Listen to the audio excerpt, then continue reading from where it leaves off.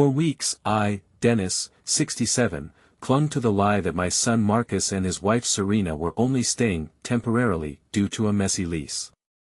It was a comfortable delusion I'd nurtured since they rolled their suitcases through my front door.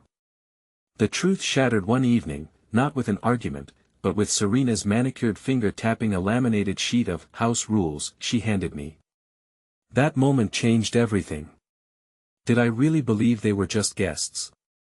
No. Not when Eleanor's recliner was dragged to the garage, not when my Wi-Fi password was reset without asking, and certainly not when a dinner guest asked if I was the handyman. All within a few short weeks, my life, my home, became unrecognizable. Serena, sipping her morning coffee, still clueless, thought she was orchestrating a gentle takeover. She had no idea I was already planning the countermove. Before I do, take a moment to like and subscribe, but only if this story earns it. Drop your city and your local time in the comments. I like knowing who's out there. I was almost asleep when the doorbell rang. Not a polite little ding-dong either. 3 hard presses, one after another, like whoever stood on my porch had already decided their emergency was my responsibility. I looked at the clock on the side table. 9:47 p.m. The lamp beside my chair was still on, throwing a soft yellow circle over the living room. I had been sitting in Eleanor's old recliner, the blue one, with the worn armrest where her hand used to rest when we watched game shows. She'd been gone almost 4 years by then, but some evenings I still sat there because the house felt less empty that way. The bell rang again. All right, I muttered, pushing myself up slower than I liked. My knees popped. My back gave me that sharp little warning it had been giving me since I turned 63. I'm coming. When I opened the door, my son Marcus stood under the porch light with 2 suitcases at his feet. Beside him was his wife, Serena, wearing a cream-colored coat, holding a leather tote bag, looking calm as a bank manager. Dad, Marcus said. We're moving in. I blinked at him. Behind them, their SUV sat in my driveway with the hatch still open. More bags were stacked inside. For how long? I asked. Marcus rubbed the back of his neck. Just for a little while. Lee's situation got messy. Serena stepped forward before he could say more. It'll be easier if we just get settled tonight. We're exhausted. She said it like I had invited them. I looked at my son. Really looked at him. I waited for him to explain, apologize, say anything that sounded like he remembered this was still my house. He looked down and picked up one of the suitcases. That hurt more than the words. Still, he was my boy. 35 years old, sure. But in my mind, he was still the kid who used to fall asleep in the back seat after Little League games. Cleats muddy, hair stuck to his forehead. So, I stepped aside. Come on in, I said. Serena smiled like I had passed a test. They rolled those suitcases over my front threshold, across the rug Eleanor picked out at a market of forgotten treasures along the coast, and straight into the hallway. I barely had the door closed when my daughter-in-law reached into her tote bag and pulled out a sheet of paper. Not regular printer paper, laminated. She handed it to me with both hands. I made a basic house schedule, she said. Just so everyone knows expectations. At the top in neat black letters, it said house rules. I read the first few lines. Breakfast ready by 6 a.m. Bathrooms cleaned every night. Shirts pressed, dresses hung, not folded. For a second, I honestly thought it was a joke. I looked at my son again. He avoided my eyes and pretended to adjust the suitcase handle. My daughter-in-law tapped the page with one manicured finger. Nothing unreasonable. Structure helps everyone. I felt something rise in my chest. Not anger exactly, not yet. More like disbelief with a hard edge on it. This is for my house, I asked. She smiled. For all of us. I looked past her into the kitchen where Eleanor's recipe card still sat in a little wooden box by the stove. I looked at the refrigerator covered in old family pictures. My son missing his front teeth. Eleanor holding him at a local nature preserve. Me with black hair and a heavy-duty wrench. Then I looked back at that laminated sheet and I smiled. Well, I said, that's organized. My son let out a breath like he'd been holding it. That first night I gave them the guest room. Fresh sheets, clean towels. I even carried one suitcase down the hall before my right hip reminded me I was not 40 anymore. Thanks, Dad, Marcus said quietly when his wife went to get something from the car. I stopped in the hallway. You okay? He swallowed. Yeah, just a rough month. I wanted to ask him what kind of rough month ended with his wife handing me a chore list in my own living room, but he looked tired and ashamed, and I was tired, too. So, I said, get some sleep. The next morning, I found my coffee mugs moved to a different cabinet. By lunchtime, the thermostat had been changed from 70 to 74. By dinner, my Wi-Fi password was too hard to remember, so my daughter-in-law reset it. On the second day, I came back from the grocery store and found Eleanor's recliner halfway across the living room. My son had one hand on the back of it. His wife stood nearby, pointing toward the garage. What's going on? I asked. She turned with that bright smile. We're just opening the space. This chair is a little dated. I set the grocery bag on the counter. That was your mother's chair, I said to my son. He froze for half a second. I saw the boy in him again. The one who cried into my shirt at Eleanor's funeral. Then his wife said, we're not throwing it away, just storing it. My son looked at me, then looked away. They moved it into the garage under an old tarp. That night, the laminated house rules sheet appeared on my refrigerator, stuck right over a picture of Eleanor holding our son on his first Christmas. I stood there a long time. Then I moved the picture to the side so I could still see her face. At exactly 6 o'clock the next morning, I got up, not quietly. I started the old vacuum cleaner Eleanor bought sometime around 1988. That thing sounded like a logging truck full of gravel. I ran it right outside the guest room door. Then I turned on the washing machine, then the coffee grinder, then my little kitchen radio tuned to classic country out of Seattle. Willie Nelson filled the hallway while the vacuum roared under my hand. The guest room door flew open. My daughter-in-law stood there with her hair messy and her eyes narrowed. What are you doing? I turned off the vacuum. Oh, I said, morning. It is 6 o'clock. I know. My son appeared behind her rubbing his face. Dad, come on. I leaned on the vacuum handle. I figured if we're all making rules now, I'd start with mine. Neither of them spoke. The coffee maker hissed behind me. For the first time since they arrived, my daughter-in-law didn't have a ready answer. I smiled not because it was funny, because if I didn't smile, I might have said something I couldn't take back. That evening, after they went to their room, I stood in the kitchen rinsing my coffee cup.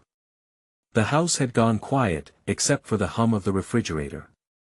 Then I heard her voice from down the hall, low but clear enough. This place needs to stop feeling like your dad's house. I held the cup under the faucet until the water ran over my fingers. My son said something I couldn't catch.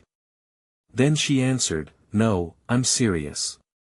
If we're going to stay, things have to change. I turned off the faucet.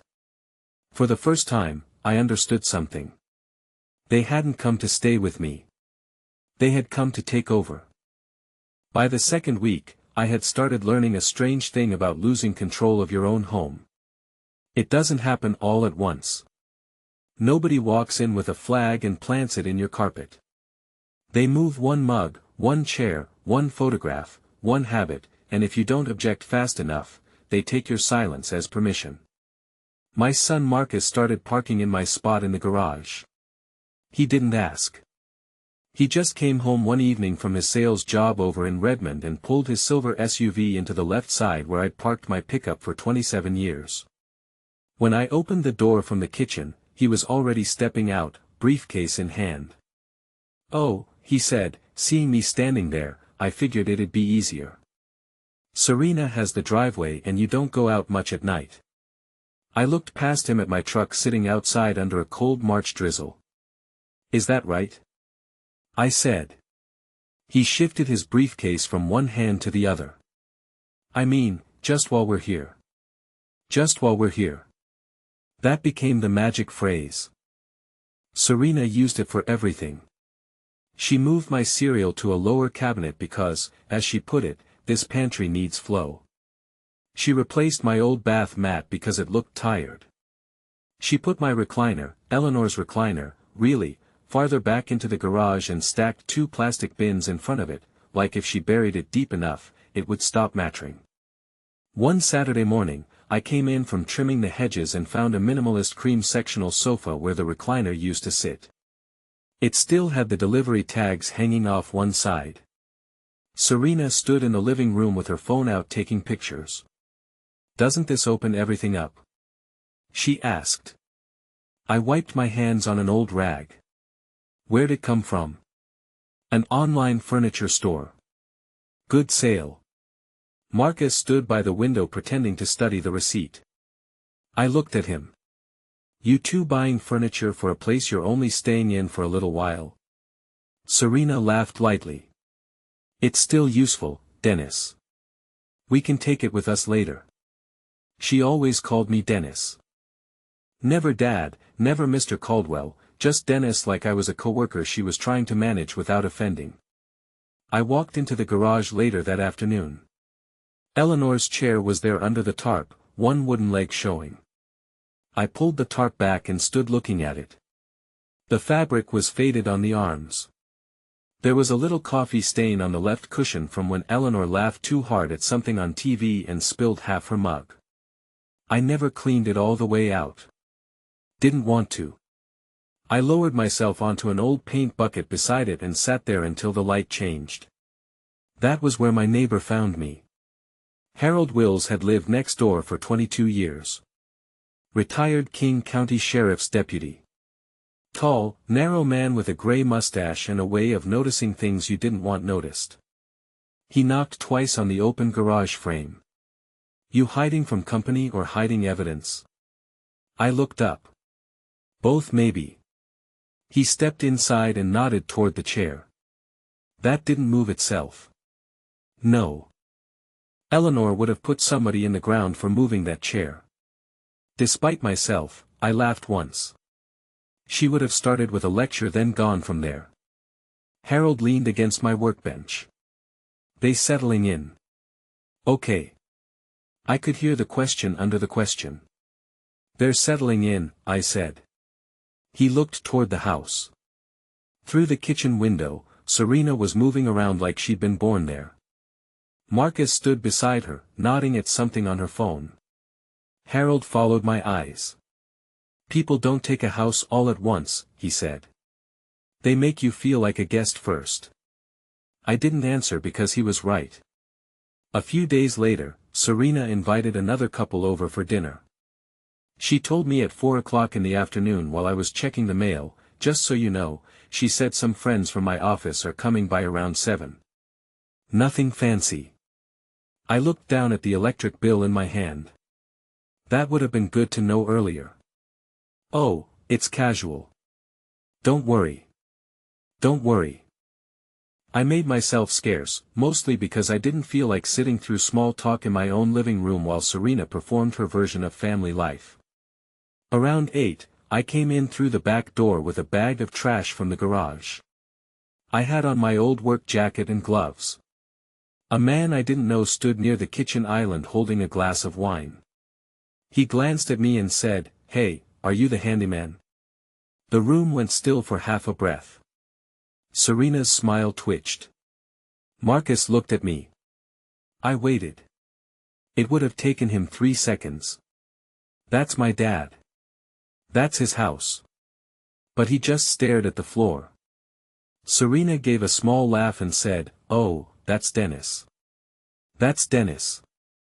Not my father-in-law. Not Marcus's dad. Just Dennis. The man flushed. Sorry, I didn't realize. No harm, I said. But there was harm. It just didn't make noise. I went upstairs, sat on the edge of my bed, and looked at Eleanor's picture on the dresser. She was standing in front of the Puget Sound, hair blown sideways, laughing at me because I never could take a straight photograph. I don't know what happened to him, I said quietly. Of course, the picture didn't answer. The real answer came 3 nights later. I had gotten up around 11:30 because old men and full glasses of iced tea after dinner are a bad combination. On my way back from the bathroom, I saw light under Marcus and Serena's door. Their voices were low. I wasn't trying to listen. At least that's what I told myself. Then I heard Serena say, "We can't keep pretending this is temporary." Marcus said, "I know. We need him to sign before he changes his mind." My hand tightened on the hallway rail. Marcus's voice dropped. "I don't want to put Dad somewhere." A pause. Then Serena said, "Not a nursing home. Don't make it sound ugly. Just somewhere smaller. He doesn't need all this space." All this space. The house Eleanor and I had paid off one overtime shift at a time. The house where Marcus took his first steps. The house where I held my wife's hand during the last winter of her life. I stood there in the dark hallway barefoot on the carpet, feeling older than I had felt in years. Marcus said, "He's not going to like it." Serena answered, "He'll adjust. He always does." I went back to my bedroom and did not sleep. At 6:15 the next morning, I sat at the kitchen table with my first cup of coffee, staring at the laminated rules still stuck to the refrigerator. Eleanor's Christmas picture had been pushed to the side again. My hands shook a little when I picked up my phone. Not from fear, from making a decision I had been avoiding for too long. I scrolled to a number I hadn't called in almost a year. Cascadia Legal and Estate Planning, the receptionist said. "This is Dennis Caldwell. I need to speak with Elaine Porter." A few minutes later, Elaine came on the line. Her voice was calm and familiar. "Dennis," she said. "Is everything all right?" I looked toward the hallway where my son and his wife were still sleeping. "No," I said, "but I'm done pretending it is." There was a pause. "Is this about the trust we made after Eleanor passed?" I closed my eyes. "Yes," I said. "I think it's time." I expected Elaine Porter to tell me I was overreacting. Instead, she said, "Come by my office this afternoon. Bring whatever you think matters, even if it feels small." That sentence stayed with me all morning. Even if it feels small. Funny how the little things are usually the first signs that something bigger is wrong. By the time I drove to her office on Main Street in Bellevue, I had a grocery bag sitting on the passenger seat. Inside it were things I never imagined carrying into an attorney's office. The laminated house rules, pictures I had taken with my phone, copies of text messages Marcus had accidentally sent to our family group before deleting them, a receipt for the minimalist cream sectional sofa that had been delivered to my address, and one old photograph of Eleanor sitting in her blue recliner, smiling with a cup of coffee in her hand. Elaine looked through everything without interrupting. Finally, she folded her hands. "You're fortunate," she said. "4 years ago, after Eleanor passed, you agreed to create an irrevocable trust instead of waiting. I remember at the time you told me you didn't want your son burdened with probate." I nodded. "That hasn't changed." "No, what has changed," she continued, "is that you now need stronger protections while you're still alive." I leaned back in my chair. "I don't want revenge, Elaine. I know. I just want my house to feel like mine again." She smiled sadly. "That's a very different thing." She explained the paperwork in plain English. The trust already owned the house. I still had the absolute right to live there for the rest of my life. Nobody could force a sale. Nobody could pressure me into signing ownership away, but we could strengthen language regarding coercion, unauthorized occupancy, and attempts to manipulate estate decisions. Will this hurt Marcus forever? I asked. Elaine didn't answer immediately. No, she finally said, but refusing to set boundaries might. Driving home, I stopped at a red light and realized something that surprised me. I wasn't angry anymore. I was tired. Tired of walking around my own kitchen like I needed permission. Tired of pretending every insult was an accident. Most of all, tired of hoping Marcus would suddenly become the son I remembered. When I pulled into the driveway, another delivery truck was parked outside. Two men were unloading boxes labeled Executive Office Collection. I carried my grocery bag inside. Serena met me in the hallway. "Oh, perfect," she said. "Could you sign for these?" "What are they?" "Desk furniture for where?" She smiled. "The study. Our study." She laughed. "You're funny." I signed. Not because I approved. Because I wanted the receipt. That evening, Harold wandered over carrying 2 bottles of craft root beer. He refused to drink alcohol after retiring from the sheriff's department. "Thought I'd rescue you," he said. We sat on the back patio while the sun settled behind the maple trees. Neither of us spoke for a while. Finally, he asked how bad. I handed him 1 bottle. "They're measuring rooms." He nodded. "They're buying furniture." He nodded again. "They're talking about moving me somewhere smaller." That finally made him look at me. "They actually said that." I told him everything. He listened without interrupting. When I finished, he took a slow drink. "You know," he said, "I spent 32 years answering family disputes. I remember the ones that ended the worst weren't about money. No, they were about respect." He pointed toward my house. "They stopped respecting you before they ever started wanting your house." That sentence hit harder than anything else. Over the next couple of weeks, something changed inside me. Not outside. Outside, I became easier than ever. Serena asked if I could make breakfast. Sure. She wanted shirts picked up from the cleaners. No problem. Marcus asked if I could wait for the cable technician. Happy to. The more agreeable I became, the more careless they became. Serena stopped lowering her voice during phone calls. Marcus stopped looking guilty. Boxes kept arriving. Paint samples appeared on the dining room table. One evening, I walked into the kitchen and found blueprints spread across the counter. Serena looked up. "Oh, don't worry. Just brainstorming." "For what?" She pointed. "The wall between the study and living room. You're taking down a wall. If we stay long-term," she caught herself too late. Marcus looked at her. She forced a smile. "I mean, if," I simply nodded. Inside, another piece clicked into place. Every few days I'd meet Elaine. Sometimes only 15 minutes, sometimes an hour. She never encouraged me to humiliate my son. Quite the opposite. "Stay calm," she'd say. "Let the facts do the work."